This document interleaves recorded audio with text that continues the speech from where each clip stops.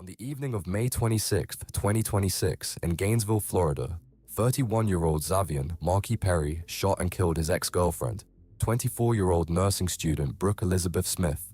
Then he got in his car and ran.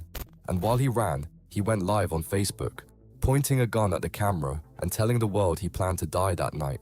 This hour, a manhunt for an accused murderer is still going on in Daytona Beach. This man is on the run right now. He's accused of shooting and killing a woman in Gainesville. In this episode, we're going to break down what actually happened between these two people, what Perry said during that live stream and who he was talking to, why the weapon he flashed on camera was never recovered, and how the story of a man who announced his crime in real time ultimately ended.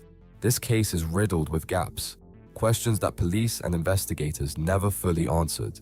What drove Brooke and Xavier's relationship to the point of murder? What actually happened in the minutes before the shots were fired? And what's really hiding behind the official explanation for why any of this happened at all? A 23-year-old woman is dead after a shooting outside a Gainesville condo complex last night. And tonight, police say the case remains an active investigation. To make sense of it, we have to go back to who Brooke Smith and Xavier Perry were before that night, how they ended up in each other's lives, and what put them both on a collision course with that Tuesday evening. Brooke Elizabeth Smith was a student at the University of Florida College of Nursing. By May 2026, she was steps from the finish line. Her Bachelor of Science in Nursing degree was scheduled to be conferred in August, just a few months after the night that ended her life. Alongside her coursework, she worked part-time at YogaPod, a fitness studio in Gainesville. A typical schedule for a senior nursing student pushing through the final stretch. The people who studied alongside her and taught her described Brooke the same way, consistently. Compassionate, hardworking, deeply committed to the profession she had chosen. In medicine, especially in nursing, those words aren't filler. Brooke was remembered not just for how well she performed academically, but for the simple way she treated the people around her. At some point, a relationship entered her life, a man who was nothing like her. A relationship that eventually ended, or so Brooke believed. Xavier Marky Perry III was 7 years older than Brooke. Originally from North Carolina, he had relocated to Florida at some point. The circumstances and timing of that move aren't documented in any public record. By the time his name surfaced in connection with Brooke Smith's murder, he already had a criminal history, and not a minor or isolated one. He had faced prior charges of grand theft, a felony-level offense under Florida law. He had a prior charge of resisting arrest, and critically, the detail that cast the longest shadow over everything that followed, he had a prior domestic violence charge, one that had nothing to do with Brooke, one that predated their relationship entirely. That's the thing about that prior DV charge, it didn't appear out of nowhere. It wasn't a single bad night or an isolated incident that got blown out of proportion. It was part of his documented history before he ever met Brooke Smith. Stack the grand theft, the resisting arrest, and the domestic violence together, and what you have is a portrait of a man with a consistent, repeating pattern of conflict with the law, and with the people closest to him. The details of how Brooke and Xavier met, how long they were together, and how their relationship developed in its early stages aren't part of any public record. What is known is that they were romantically involved, and that the relationship had gone on long enough to matter. The critical piece, the one that frames everything that came after, is what was happening in the period directly before the murder. According to the Gainesville Police Department, Brooke was trying to end the relationship, or at the very least, to put distance between herself and Perry. GPD spokesman Art Forgy said it plainly. The victim was trying to end this relationship or distance herself from the suspect, and that's what led to the altercation where she was ultimately shot. It was domestic in nature, and he fled our way. Crystal Sorrow, director of Peaceful Paths, a domestic violence advocacy organization, weighed in on this case and put the dynamic into a context that experts have documented for decades. When someone tries to leave an abusive relationship, that moment is one of the most dangerous they will ever face. When an abuser senses they're losing control, the situation can escalate rapidly, and sometimes fatally. Brooke appears to have been in exactly that window, the space between deciding to leave and actually getting out. The window that researchers in domestic violence called a period of maximum risk. What's not in the record, and what stands as one of the quieter, unanswered questions of this case, is whether anyone in Brooke's life knew what was happening. Whether she told a friend, a colleague at YogaPod, a professor, anyone about what she was dealing with, whether she had reached out for help or guidance before things reached a breaking point. None of that detail appears in any police statement, any college response, or any comment from the studio where she worked. If this story has grabbed your attention, hit like. It's a signal that cases like this deserve to be told. Subscribe so you don't miss the next investigation, and drop your thoughts in the comments. Now let's keep going. Tuesday, May 26th, 2026. The exact moment things ignited inside the Creek's Edge condos complex on Northwest 23rd Boulevard in Gainesville isn't captured in any public document. We don't know when Brooke and Xavier came together that evening, what led up to the final confrontation between them, or how much time passed between the start of the conflict and the gunshots. That's the first gap in the timeline, and it won't be the last. Remains on the run tonight. The name of the 23-year-old victim not yet been released. TV2's Radesha Robinson tells us what investigators say happened before the suspect fled. What we know is this: just before 10 p.m., shots rang out near the complex. Multiple calls flooded into Alachua County, dispatched almost simultaneously, residents reporting gunfire. Creek's Edge Condos sits in a residential section of Gainesville, directly adjacent to Gainesville High School. Officers responded and converged on the scene. When they arrived, they found Brooke Smith down with a gunshot wound. Some accounts suggest multiple gunshot wounds. She was in critical condition. Emergency medical personnel worked the scene. It wasn't enough. Brooke Elizabeth Smith was pronounced dead at the scene. The exact time of death and the precise number of gunshot wounds were not included in any publicly available case materials. At that moment, the investigation became a homicide. Officers locked down the scene and began their work, but one critical piece was already missing. The vehicle is here, it is in the back, so we have evidence inside that vehicle that we need to go through, but as of right now, I have not been notified of the recovery of his firearm. The firearm used to kill Brooke Smith was not at the apartment, not in the courtyard of the complex, and not anywhere in the immediate vicinity. Perry hadn't dropped it, he'd taken it with him. In the first seconds after pulling the trigger, he'd made a deliberate, calculated decision to hold onto the weapon. That's not panic. That's presence of mind, the kind that tells you something about the state he was in when he walked out that door, because Perry was already gone. Enforcement in Alachua County responded to shots fired in the area. According to investigators, he fled the scene in a vehicle immediately after the shooting. No witness in any public record places him in the moments of his departure. No one saw which direction he went, whether he stopped anywhere in Gainesville before leaving the city, or whether anyone crossed paths with him in those first minutes. He simply disappeared into the night. What broke the silence was technology. Hours after the shooting, automated license plate readers in Daytona Beach, on Florida's Atlantic coast, pinged Perry's vehicle. Chris, the suspect's car was spotted by the beach. Yes, here near Main Street and the pier more specifically. The drive between Gainesville and Daytona Beach covers significant ground, meaning that in the time between the gunshots and that hit on the cameras, Perry had put serious distance between himself and the crime scene. He had moved through multiple counties, past patrol routes and checkpoints, without being stopped, without triggering a single alert, until the plate readers caught him on the coast. At approximately 11:30 p.m. Tuesday, roughly an hour and a half after the shots in Gainesville, Daytona Beach police used the surveillance data to locate Perry's vehicle and move to intercept it. Engaged in a pursuit.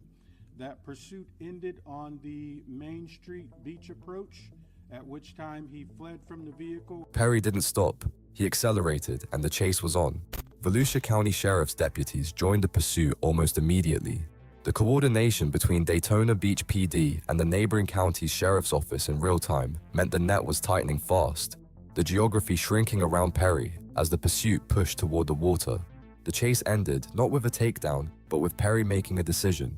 He stopped the car at the Main Street Beach approach and bolted on foot, running hard toward Main Street Pier, a structure that extends out over the open ocean. Abandoning the car and sprinting toward a pier over open water isn't a move toward escape. It's a move toward an edge. And it was during that chase, while he was running, while the police were closing in, that Perry went live on Facebook. He jumped off the pier. That's when they lost sight of him. He is considered to be armed and dangerous, as police say he recently went live on social media. He pointed the gun at the camera, and he told whoever was watching that he intended to die. Daytona Beach Police Chief Jakari Young later described the moment surveillance footage lost him. Based on the recordings, at some point Perry jumped from the pier down to the beach below, and then contact was lost. The drop was nearly 20 feet. A fall like that onto hard-packed sand isn't inconsequential. It's the kind of impact that can shatter bones on contact. After that jump, the visible trail ends. The beach there stretches for miles in both directions from the pier. Sand gives way to dunes and coastal vegetation. At night, with limited light and no clear direction of travel, a person on that beach could theoretically run north or south along the shoreline, wade into the water, or simply go down on impact and stay down. All of it had to be treated as possible in those first minutes after the cameras lost him.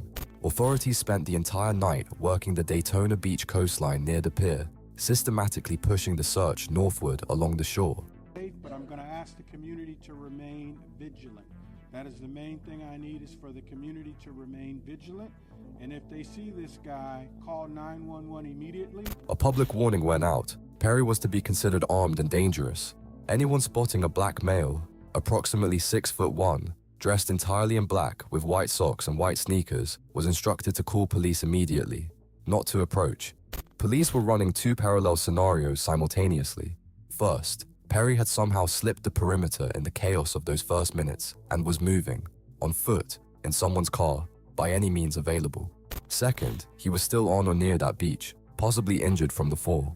The search was conducted as if the second scenario was real. Having any family in this area. Just based on what we witnessed on surveillance video, he was last seen on the beach. Investigators noted that Perry had no known connections in the Daytona Beach area and no indication that anyone was providing him shelter or assistance. A man without local ties, without a car, without a known destination, in a strange coastal city at night. His options were running out. Thursday morning, a call came in about a body washed ashore. The location, the 3,600 block of Ocean Shore Boulevard in Ormond Beach, approximately 12 miles north of Main Street Pier, roughly a 30-minute drive up the coast. The body had tattoos and identifying marks that matched the known description of Xavier Perry. Around midday, the Volusia County Sheriff's Office posted to social media. The body was believed to be that of the Gainesville murder suspect. By that evening, the identification was official. The body was Xavier Marky Perry III.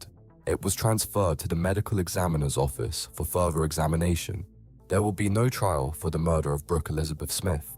Perry is dead, and the American justice system does not prosecute the deceased. Without a living defendant, there are no charges, no hearings, no verdict, no sentence. Investigators who had captured footage of the pier jump began working alongside the medical examiner to establish a formal cause of death, whether Perry died from the impact of the nearly 20-foot fall, from drowning in open water, or from some combination of both. At the time the story received its widest coverage, that official determination had not yet been announced. The University of Florida College of Nursing issued a public statement. It acknowledged the loss of a student. It said there were no words adequate to express what the community was feeling or the depth of what had been lost. The college did not publicly state whether it intended to award Brooke a posthumous bachelor's degree, a practice many universities have adopted to honor students who die before completing their programs. Whatever decision was made, if any, was not made public. YogaPod, where Brooke worked part-time alongside her studies, closed its classes and programs for 2 full days, Wednesday and Thursday, out of respect for her memory. Not a statement, an action. Brooke's death landed inside a Gainesville that was already grappling with a sharp spike in violent crime. Where the same period in 2025 had seen 3 homicides, 2026 had now reached 7 by the time Brooke was killed, and half of those were connected to domestic violence. Just days before the shooting, Gainesville Police Chief Nelson Moyer had stood before the City Commission and identified domestic and intimate partner violence as one of the department's 5 top priorities for 2026, pledging to redouble efforts. The timing did not go unnoticed by anyone tracking the city's numbers. They are hopeful Perry is found without anyone else being injured. Make sure he's not endangering other people. That's just the main thing, you know. Peaceful Paths, the local domestic violence advocacy organization, used the moment to remind the public that asking for help is not weakness and listed the services available. A free 24-hour crisis line, emergency shelter for those who needed immediate safety, counseling, legal advocacy, and safety planning for anyone navigating a dangerous relationship. The case broke far beyond the borders of Gainesville and landed in national and regional outlets, People, Fox 35 Orlando, CBS 12, and others. That kind of reach doesn't happen automatically for a homicide in a mid-sized city. Most cases like this never make it past the local crime blotter. But this one had an element that accelerated everything: the live stream. A real crime, a real chase, a real camera, a real gun, and a man telling his audience in real time that he was going to die. That combination spreads fast in today's media environment. It doesn't need a push. But despite the broad coverage, despite the official statements, despite everything that made this case highly visible, there are threads that were never tied off. The official cause of Xavier Perry's death was still pending when the story peaked. Whether he died from the impact of the fall, from drowning, or from something else entirely, the medical examiner's determination was not part of the public record at the time of this investigation. The gun is gone. Police confirmed it wasn't in the vehicle. It wasn't at the scene. Perry had it during the live stream. And then, nothing. The weapon used to kill Brooke Smith almost certainly went into the ocean. In all probability, it's still there. And the biggest structural gap of all, because Perry died, there was no trial. The version of events provided by Gainesville PD spokesman Art Forgay, that Brooke was trying to leave, and that was what triggered the confrontation, stands as the only official account. It was never tested in court. It was never challenged, corroborated, or built upon through testimony and evidence. It's the story we have.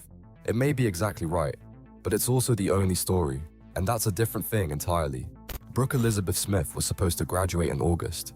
She was supposed to start the career she had spent years building, a career grounded in care, in showing up for people in the hardest moments of their lives. Instead, her own life was cut short by a man who couldn't accept that she was leaving.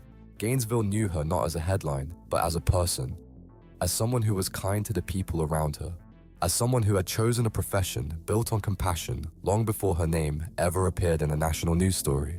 Brooke Smith did nothing that should have led to this. She tried to end a relationship that had stopped being safe. And that decision, the one that was supposed to set her free, is what cost her everything. Is there someone in your life right now who's afraid to walk away from something they know they should leave?